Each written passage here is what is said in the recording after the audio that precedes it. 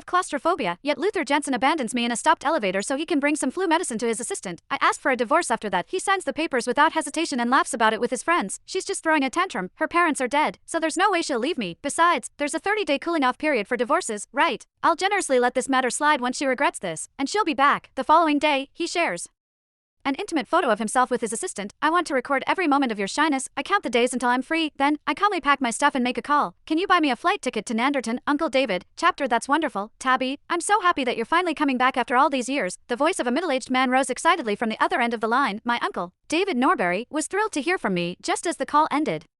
Luther Jensen opened the door to the room. Along with him, the scent of an unfamiliar woman's perfume wafted in. The scent was so sickly sweet that it stung my nose. Who are you talking to? Luther asked, his tone indifferent. He wasn't really curious. Even as he spoke to me, his eyes stayed glued to his phone screen. He was unwilling to spare even one glance my way. Just as I was about to answer, his phone rang again. A young woman's cloying, saccharine voice came through. Mr. Jensen, thank you so much for bringing me medicine the other day. Without you, my cold would have gotten so much worse. What would I do without you? Luther must have realized that his conversation with her wasn't entirely appropriate. He fumbled with his phone to lower the volume in a hurry, feeling fed up. I decided to stay silent. I thought it was pointless for me to speak since we were already planning to get a divorce anyway. Quietly, I continued packing my things. Then, I made myself a customary glass of warm milk.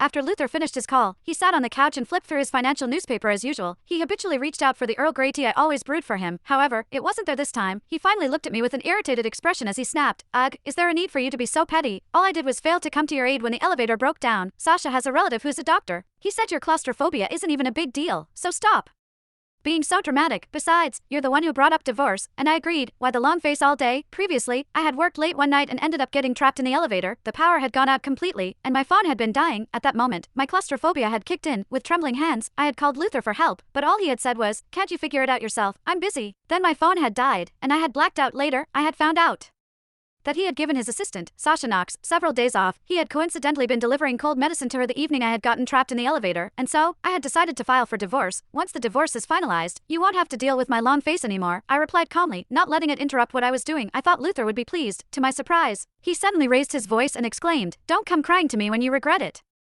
When he didn't get any response from me, he grew frustrated and stormed out, slamming the door behind him. I was past the point of caring about his emotions. After finishing up, I drank my milk and took a hot shower. Then, I got ready for bed. Just then, a message from Luther came in. It read, "I'm drunk, come pick me up, and bring me a bottle of yogurt." I didn't want to go, but then, another message followed. "We haven't gotten the divorce certificate yet.